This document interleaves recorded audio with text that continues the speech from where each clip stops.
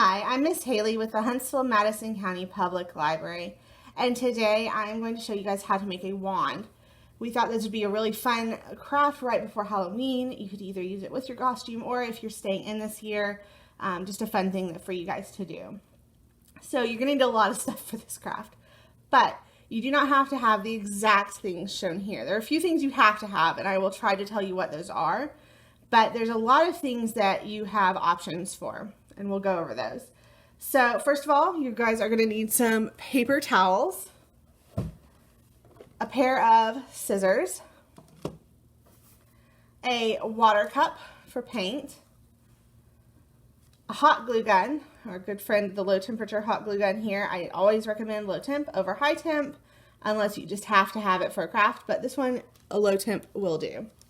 You will also want a good supply of hot glue gun sticks because we are going to use a lot of hot glue for this one, so make sure you have plenty on hand. You will also need some paint brushes. Can I get them out? Yep, there they are.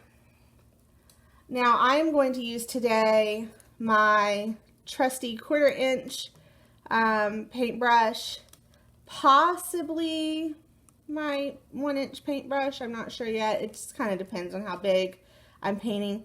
And you might also want just a regular old little paintbrush and then a tiny detail brush, depending on what you're going to paint on your wand. If you're doing any detail work or maybe like a filigree, or you're painting some like gold on top of the brown of the wand, you might want something small that will let you get some details, but that is up to you.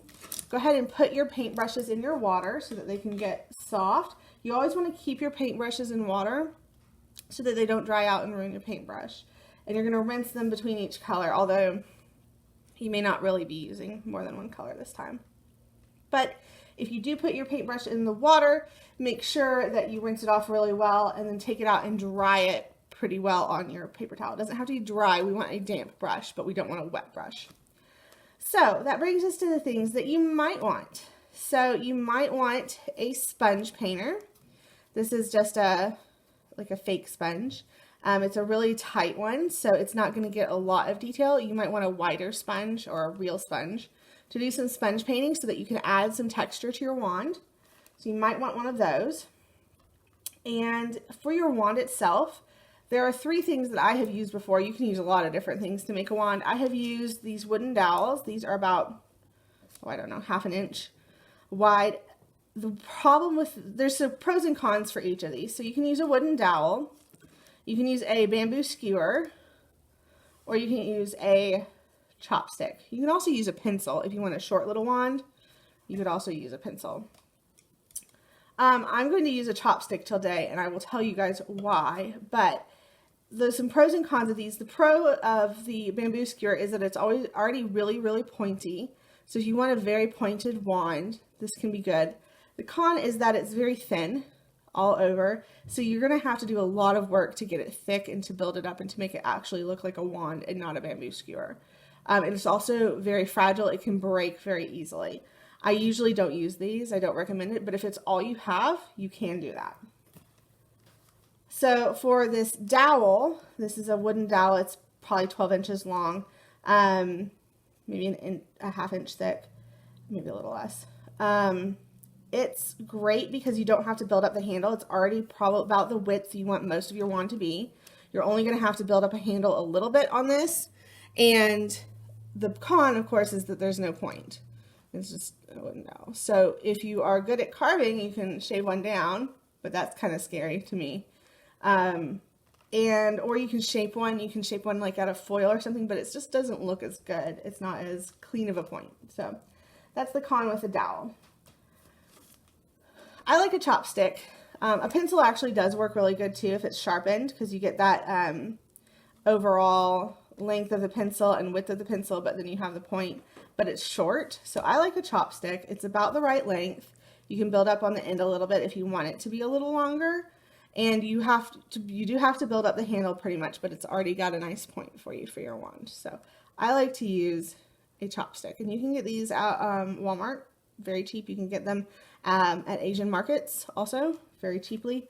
I do recommend the kind that come already separated, that are not like stuck together, that not the kind you have to break apart, because that is going to create a weirdness on the end of your wand. But if you're going to cover that up anyway, probably doesn't matter. So some other things you are going to want is paint. You really only need one brown paint, two if you're going to sponge paint, and you have lots of choices. Apple Barrel, I use Apple Barrel acrylics. Nutmeg Brown is like just your medium basic brown color. I'm probably not going to use that today. Melted Chocolate is a nice dark brown color. It kind of looks like a Hershey bar. And then Burnt Umber is a super dark brown color, and that is probably what I'm going to use today. I might want to open that.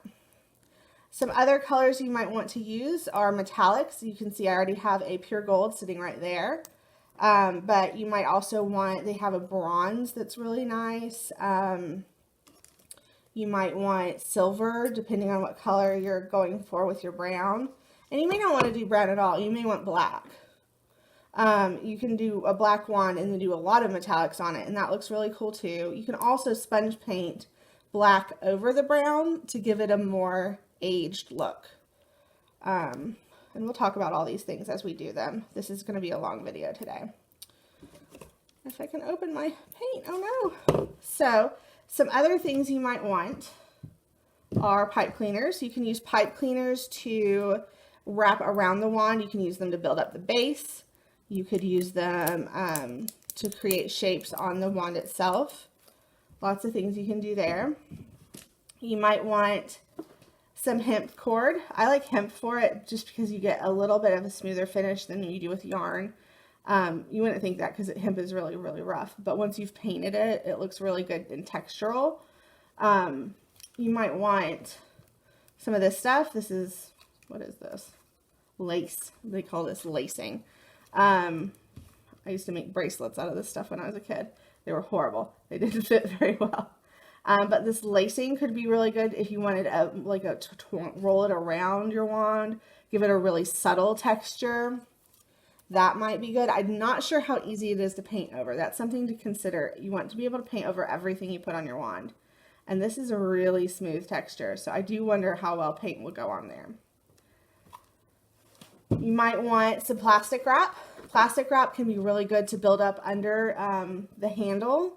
You don't want to paint on a plastic wrap. It won't stick on there really well, but it can be really good for building up some bulk if you need to.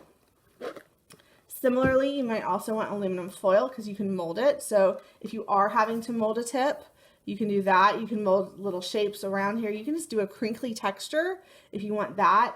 And you can use it to build up the base of your wand. And I think I might be using some of that today. I'm not sure. Some other fun things, you can use craft foam. These are these weird little craft foam beads that I found that I might use today. I don't know. They're just random and I found them. But craft foam can be good, and it's really, you can paint craft foam pretty well. So craft foam can work. It does not have to be pre-cut beads. It can be just like the sheets. I've got these big beads that I thought might look cool on there. And then I have these little seed beads. Seed beads are really fun for wand making. I like to use these a lot because you can put glue there and then roll it in the seed bead and get a really neat texture. It's a really weird looking texture once you've painted it. You're also going to want some paper plates, at least one or two to corral things. Like if you've got beads and stuff, it's helpful to have a paper plate to just kind of hold it all together. And you're going to need one for a paint palette. I'm using little cocktail plates today. I don't really need a big one since I'm not using a lot of paint. And I have a few more, like for when I use the seed beads, it's very helpful to have two plates where you can pour onto one and not send them everywhere because they can be really, really messy. So we've got those today. And we're going to just play around and have fun and see what we make. The important thing when you're making a wand is to think about shape and texture. So it's going to look really weird when you're making your wand. It's going to look like you've just put all this stuff on a stick and it looks dumb. And what is this? How is this going to be a wand? Ew. It really is going to look that way. But you're thinking about the shape of it because we're going to paint the whole thing brown. So it's going to look like one piece when it's done. By painting the whole thing brown, it looks like it's all connected. You can't tell that it's a bunch of stuff just stuck on a stick. And it makes it look really uniform. So what you want to consider when you're doing this is not how dumb it looks when you're putting stuff on the stick, but what shape you're going to get and what texture you're going to get. Because some things like the hemp twine or the seed beads will give you some texture. So I think I need a base. I want a handle on my wand. I don't want it to be this thin. I want something to hold on to with my wand. So I'm going to start with that. I think I'm going to use these little craft foam things to help me build up a base. Because that's about as wide as I think I'd want it if they'll fit. Oh, good, they do. So we're going to slide those guys on there. And they're a little short altogether, so I can't use just these to make my base. I'm going to put one right at the end, and we'll see how big do I want it. And test it as you go. Like, hold it in your hand, see how it feels. I want it to be right about there. Okay. So I'm pushing up on there so I can get some hot glue in that. I'm creating a gap, and I'm going to get some hot glue in there. And that'll hold it in place. And the great thing about this is if you mess up, it's okay. It'll still probably look really good. But if you do want to take something off, it's pretty easy to take it off. Hot glue gets a really good hold, but also if you want to put some force behind it, you can take it off usually without breaking things. I'm going to take that one off while I do this one. So I'm going to push up just gently right there, being careful not to actually break my chopstick, and put a little glue. So I'm going to use these to kind of give me a frame. Just going to go ahead and put a little hot glue in that one. This is going to give me a frame for my wand, handle. That way I don't have to do as much work building up. If you have something like this that can give you that framework, it can be really, really handy because it can be hard to build up the handle. I would say building up the handle is maybe the hardest part of this. So you guys might notice I have all these like lumps now of hot glue. The ones in here I'm not going to worry about because I'm going to cover that. But the ones out here, I'm just going to wipe away. Once they're dry enough, I'm just going to pluck those away so that I don't have a weird texture interfering with anything. And this one here on the end, I don't know. I don't think I want a little glob on the end, so we'll make that flat. I can change my mind later. The one nice thing about hot glue is you can use the hot glue itself to create shapes. You can twine it all around if you want a really organic looking sort of filigree look. You can twine it all around it and then paint over it once it's dry and get shape and texture that way also. And you can create little round things with it. So if you just do a dot of hot glue and let it round out, you can get like little polka dots sort of almost. So now I need something to build up the center of this. I think I'm going to use saran wrap or plastic wrap. I think saran is a brand, isn't it? So we're just going to cut a piece. Fortunately, it doesn't matter if your cling wrap clings to itself. Isn't that the most obnoxious thing? Because you kind of want it to. So we're just going to wrap that around in the between these. Oh, that's working really well. I like that. I'm going to compact it down in between them.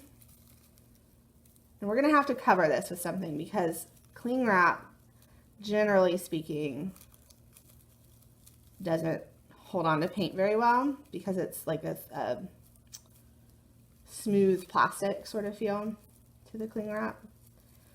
So I'm squishing it in between. I don't really want it over the edge. And I'm going to just do a dot of glue right there and hold that to it. It'll melt right through it. Be careful, don't, if you're hot gluing your cling wrap, don't press directly down on it. A, it'll still be warm, and B, it will melt through the cling wrap because cling wrap is very delicate. And you don't want to burn your finger. So, like that. I'm going to trim that off just so that I don't have to deal with it later. Alright, so Looks pretty weird, huh? Looks pretty silly right now. I'm gonna go ahead and pull off another piece of cling wrap. I'm moving my hot glue gun out of the way so I don't accidentally burn a hole through my cling wrap. That's always fun. And I'm just gonna bunch it all up together and start twining it around again on this one. This one's a little wider, I think, than that other one was. I might trying to keep it even. That's actually pretty good. And that one, can I just tuck it? No, I'm gonna need a little hot glue. Just put a dot of hot glue right there. Pull that over it, and then let it dry without touching it. Don't touch it. You'll have regrets, I promise. All right, so now it's pretty whack looking. It's pretty ratchet. We don't want these bits here. So I'm going to go over it, I think, with some hemp thread. I might, depending on how this works, I might take the hemp off and put down foil first and then go over it with some hemp thread. Where's my end? Oh, there's my end.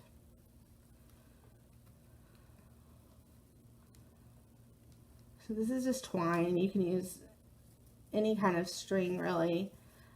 It's thicker. It's about the same thickness as a thin yarn. It's thicker than string. Thicker than baker's twine. But yeah. So I think what I want to do is just wrap it around and around and around. But I think I do want something to smooth that out. So I'm going to do a little piece of foil.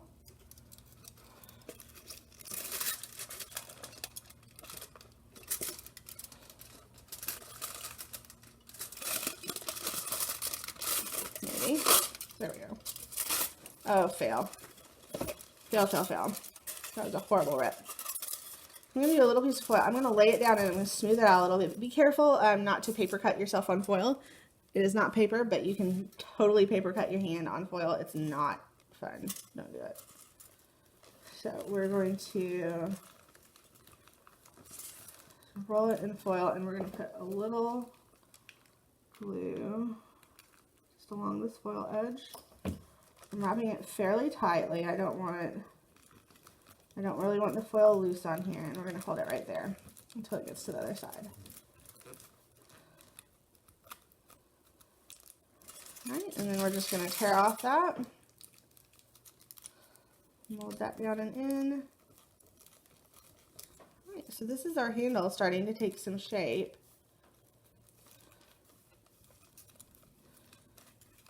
Squishing the foil around there so it's nice and tight. So you could stop here if you wanted a texture. You could really just crumple aluminum foil around it to create your handle and get some really interesting texture. So you could stop here, but I don't think I want a crinkly texture. So I'm going to use the twine, and I'm going to set just a little bit of hot glue right here. And we're going to try not to burn myself. I always burn myself on camera. We're going to let that sit. So if I start twining before this glue has dried, it is going to, I'm going to push it over the top now that it's a little more cool. It'll just pull off, and I don't want that.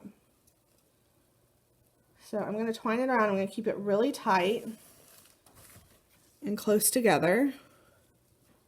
This is going to give me a pretty cool texture, I think, for my handle. I am going to pull it a little tighter. I kind of want, I don't mind if it comes down a little bit in the center part so that it's a little varied in shape. It's not just like a cylinder. And then come back up over those lumps. And again, I'm going to pull it a little tighter as I get over that saran wrap. Ooh, I did a bad job right there. Let me scooch all of that down. Can I do it? Yes. Try to watch, if you're doing this, try to watch for gaps. Unless you like gaps, That could also create some interesting texture if you deliberately left some gaps some places. That could be cool too. But I'm trying to get more of an even finish here. Trying being the operative word.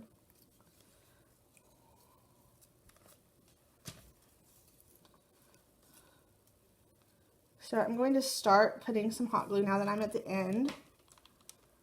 I'm going to start putting some hot glue there. Not right at the end, so this is pretty far before the end. I've got maybe 2 or 3 more wraps to go around. But I'm doing it now so that it'll be pretty thoroughly glued on there. I don't want this guy unraveling down the road. Like it did on the bottom just now. No.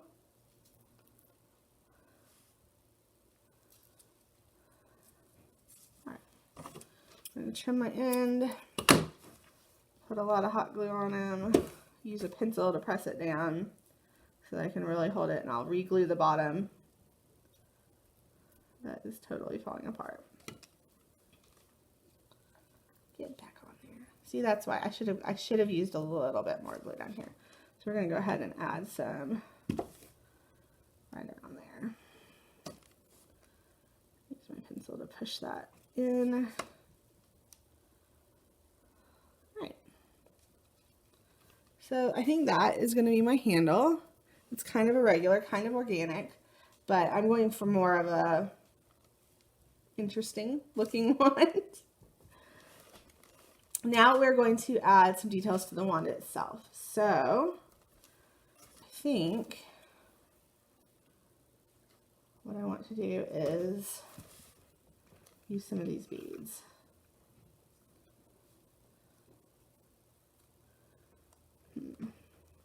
I kind of like the way that looks shape-wise, but I may come back in here with a little bit more twine once this bead is glued down. Like that. Like that, and maybe that one doesn't go very far.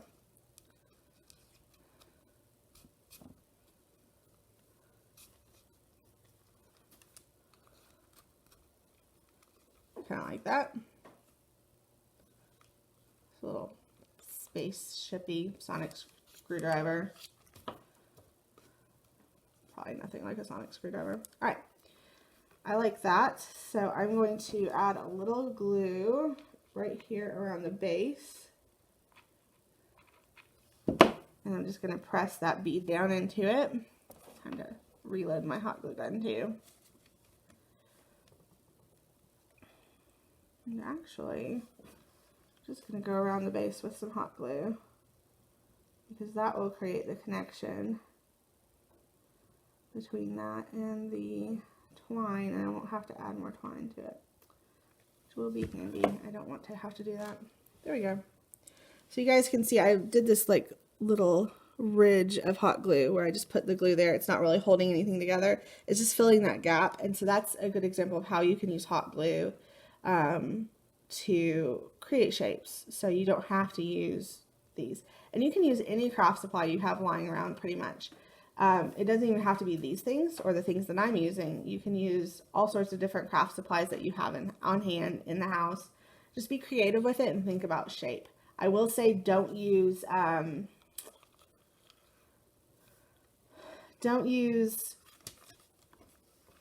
anything organic like food. Like don't use seeds. I have seen people use, instead of seed beads, use actual seeds. I would not do that because they can mold, and we don't want our wands to have to be thrown away eventually. So if you used a food product on your wand, even like seeds or something, they can age, they can mold, they can go bad, and that would be sad. So I would advise against that. I'm just gluing this bead in place. It's not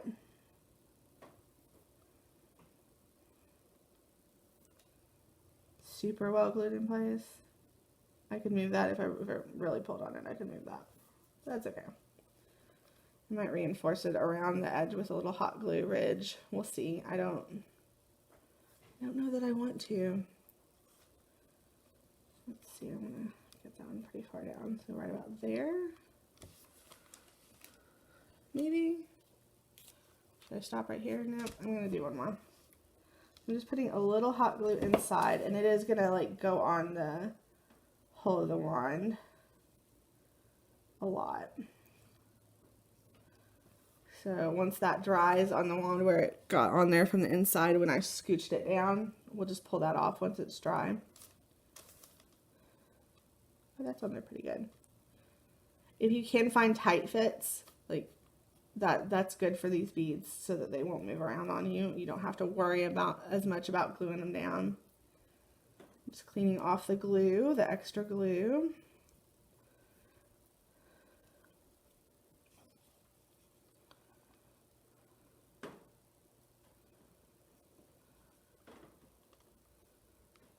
Okay.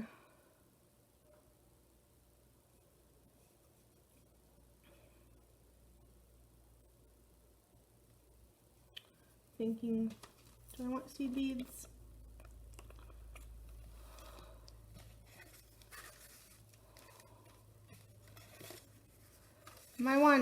Your wands will probably look better than my wands because I am trying to show you guys lots of techniques that you can use. I'm not entirely sure seed beads are going to look good on here, but we'll try. Why not? One thing I could do also is use this to create sort of like a spiral if I started it right there and spiraled it around my wand with just a smidge of glue. I might do that. Ooh, I kind of like that. Tip. And so that'll create, once it's painted, it'll create just this very small ridge because it's so flat. So the seed beads, I was thinking about rolling around this one. Not sure how well that'll work.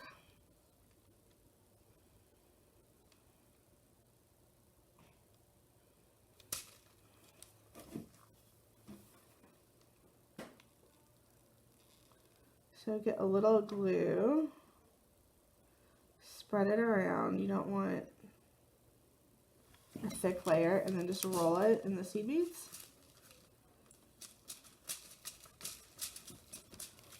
And you'll get this interesting texture. So you'll see, I'm going to pull this off, but I just wanted you guys to see, if you did this all the way around the bead, you'd have this interesting sort of bumpy texture to it, and that can look really cool. You can also do like a spiral of that around your wand. I don't think I like that for this wand, but that does look really, really cool when it's painted. But that's how you would use seed beads. I just wanted to show you guys that technique real quick before I put them away. And try not to spill them everywhere. It's the tricky part. Alright, so I think I'm going to use this, and we're going to hope it paints well, to create sort of a ridge. So I'm going to hold that down with a pencil. And if you put a mark on it, don't even worry about it because you're painting. So it is not going to be mattering if you have marked your thing up a little bit with your pencil.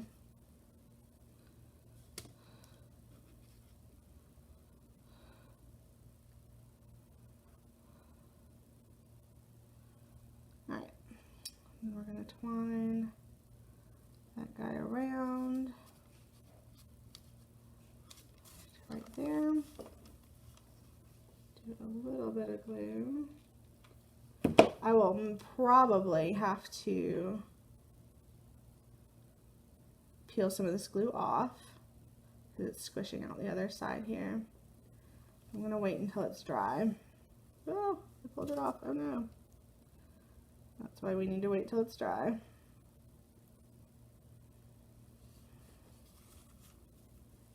Okay. So I pulled it off. So let's try that again. I'm going to pull off the excess glue. I'm just going to try that again. The paint will also help hold things down once you get it on there. But you got to get it on there first.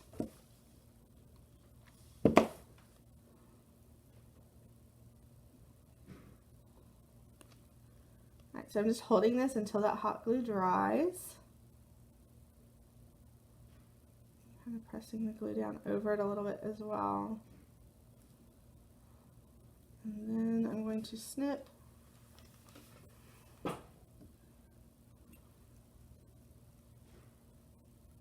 end of this somewhat carefully. There we go.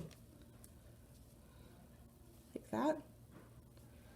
I'm going to peel off any excess glue. Be careful when you're peeling off excess glue that you're not peeling it off where it's holding down the piece.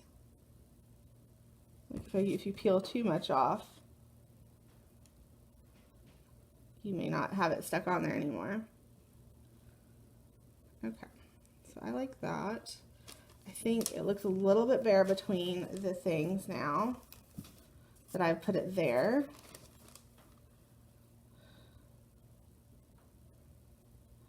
Ooh, can I thread it through? Almost.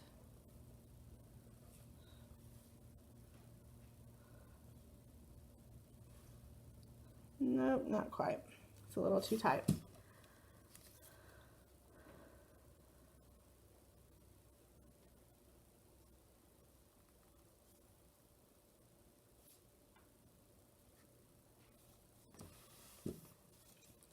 Alright, so we're going to do another spiral here. I've stuck it down into the bead. Since it would fit, it wouldn't go all the way through, unfortunately. But that's going to help me hold it on. I'm going to do just a little dot of glue under the first part of it. I'm going to hold that in the first part of its spiral. I'm not going to spiral it all the way yet, but just the first part of its spiral. I'm going to hold it there while that glue sets.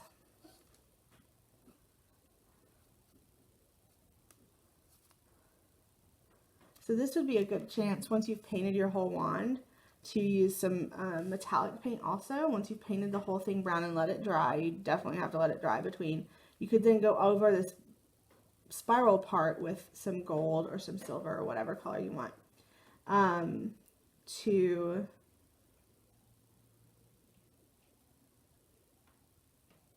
sort of enhance that look. We're going to clip right here. Let's see if we can get that to tuck in.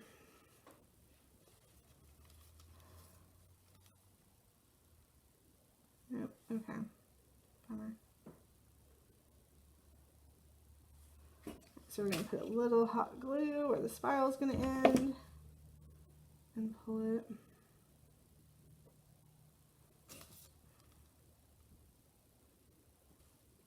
A little bit more right here.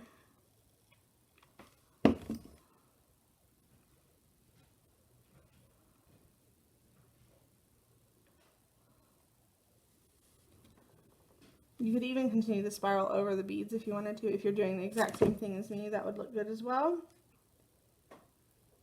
Just kind of pushing the glue as it dries. It's hot. It's cool enough that I can touch it now. Just kind of pushing it over the spiral a little bit to hold it better. And I'm going to trim that off carefully so that I don't accidentally trim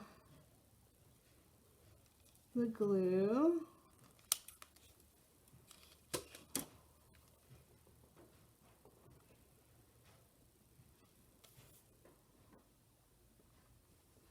I'm going to try to tuck the edge here into the bead.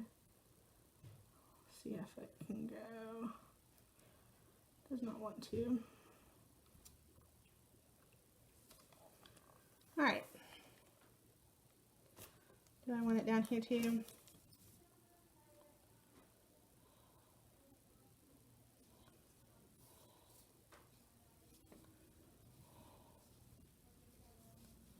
Alright, we're going to start this way. Maybe.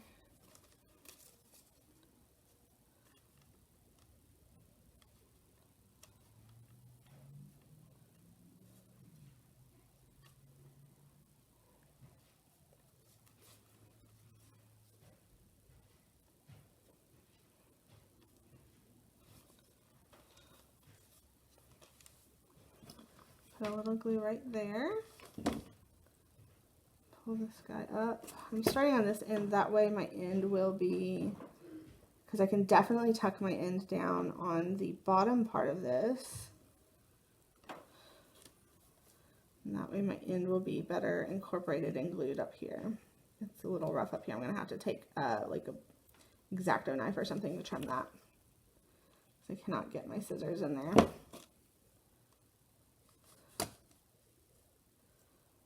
And I'm just going to have to risk a burn here.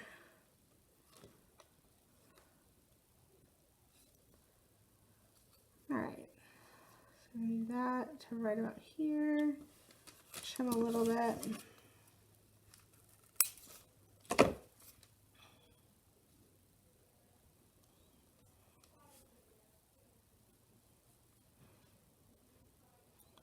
And it's going to just go down into the bead itself.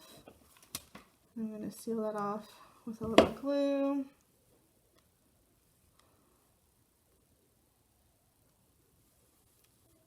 It was definitely too hot when I touched it, but I wanted to really use that glue to seal it off. And like I said, the paint is also going to help us hold this down some. Oh no! My center spiral just really does not want to stay down. I'll do it one more time, just a little bit of glue.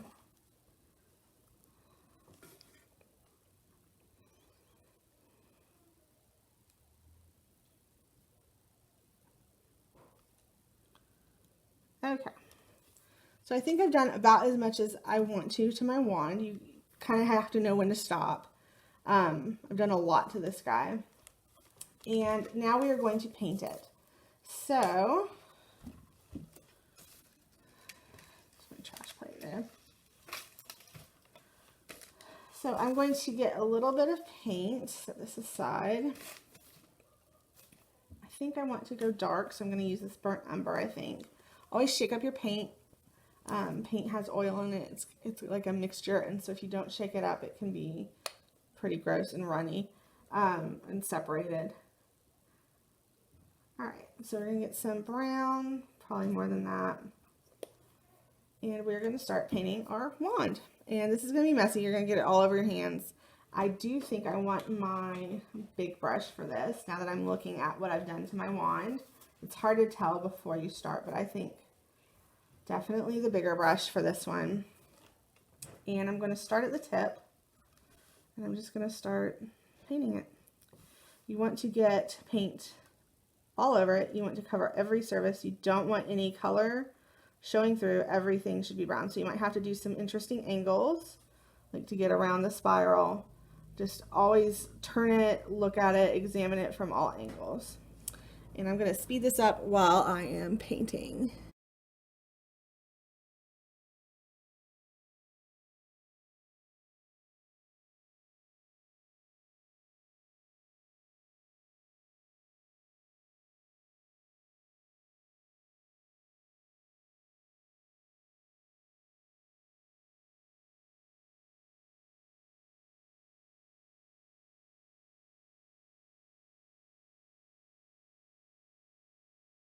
Okay, we have had some time to dry, so I'm going to just lift it up.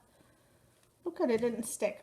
Whenever you rest it, always give it a look over when you're done and make sure you didn't lose some color where you set it down. And then just look it over and see if anything's showing through. I have, for example, right here, there's a little bit of aluminum foil showing through. Obviously the beads have some color showing through.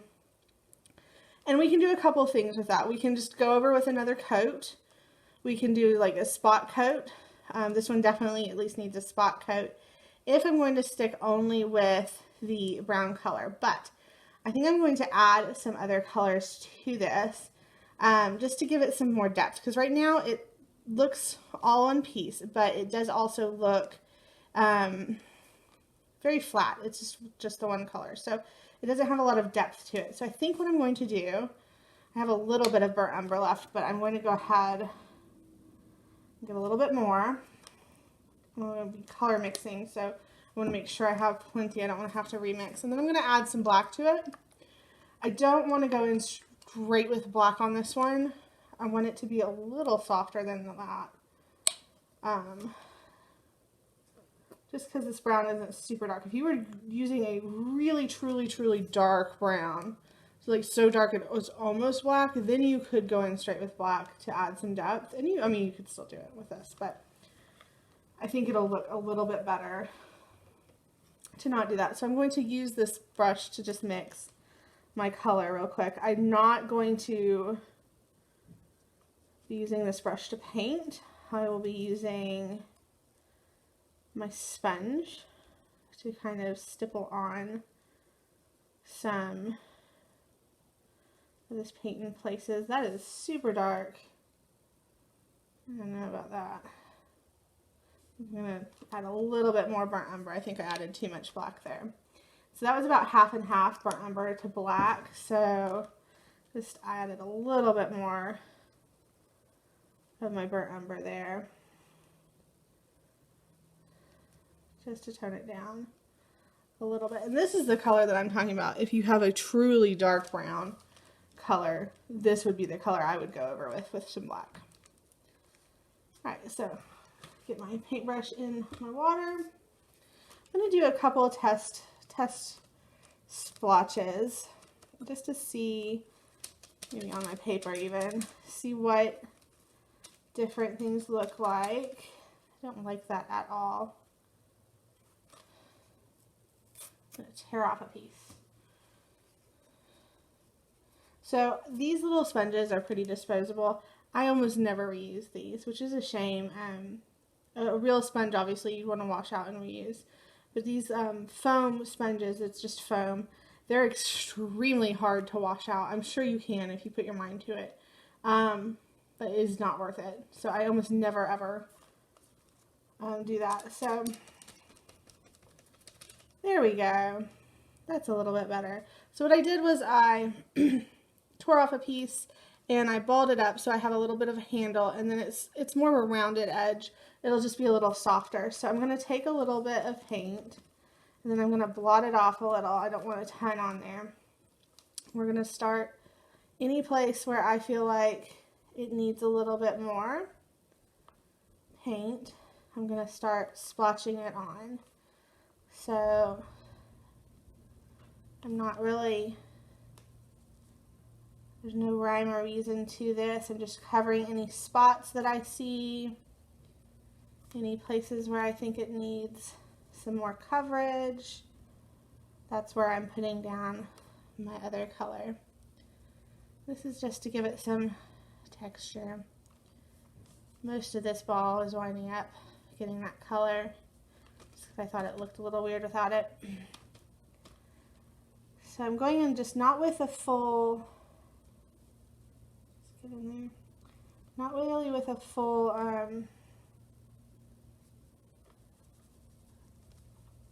full of paint foam.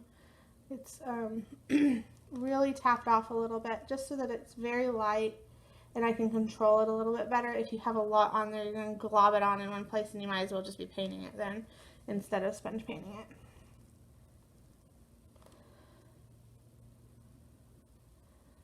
So let's see, right there definitely needs some.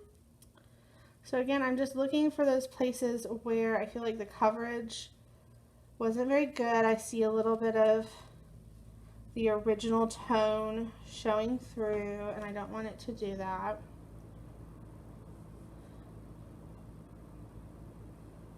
I'm turning it as I go. I'm blotting off. Ooh, I need to blot a little bit more than that.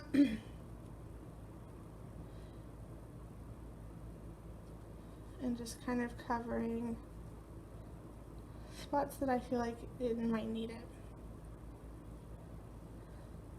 Okay, so now for these spots, did I cover it already? Where's that little shiny bit? Where'd you go? I think I covered it. Oh no, there it is. So for these spots I'm going to go in with a little bit more color on my sponge than I did elsewhere, just because I have to get down in that crevice. and I'm going to need just a little bit more on my sponge to do that. So what I'm doing is I'm really squishing it into that crevice, and then I'm going to like just pat around and blend it out a little bit so it's not so harsh.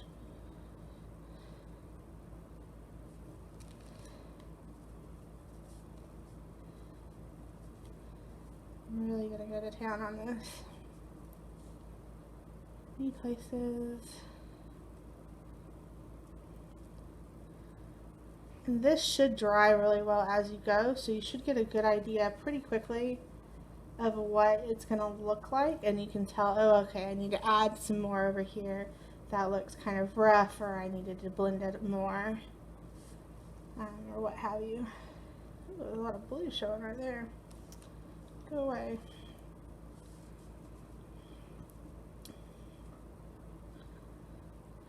I'm just kind of doing a really all over pat of this very unevenly.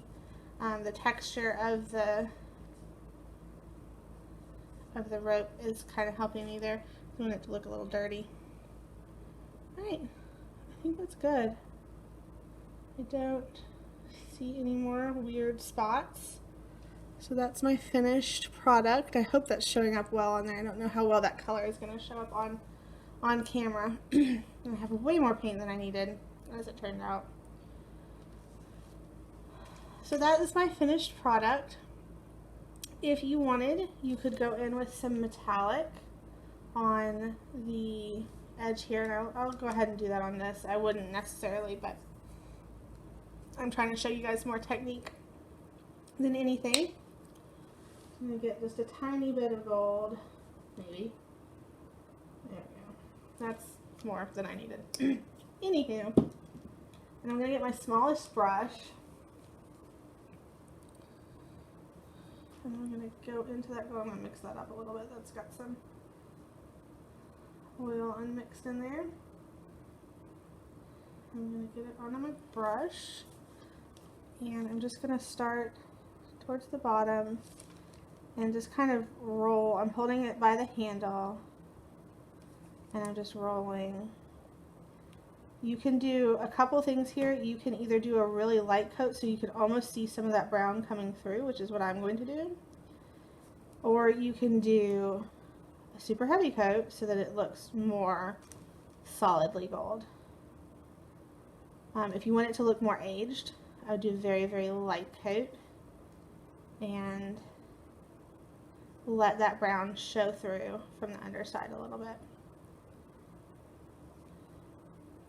And just keep turning your wand as you come up to the spot. If you're doing a spiral, you may not be doing a spiral, you may be doing your own thing, and that's fine too.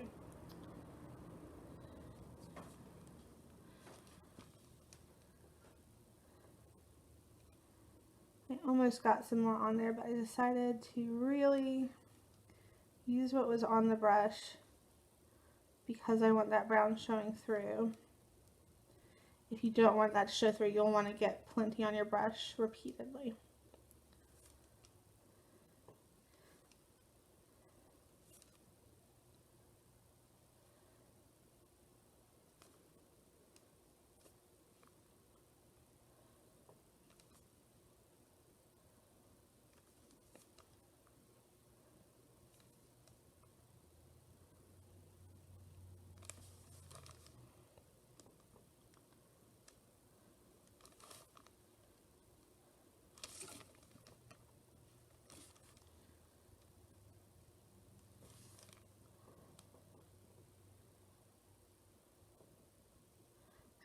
All the way up. As I'm running out, there's some a little higher on the brush. I'm just tapping that out and then using the tip that's pretty dry at this point to blend it. It'll be more gold down here at the bottom than the top, most likely, just because I had more on my brush at that point. But I almost like that because it's going to give it more of an aged feel, like the tip was used or the magic wore off the gold faster down there. I don't know. It's a neat effect.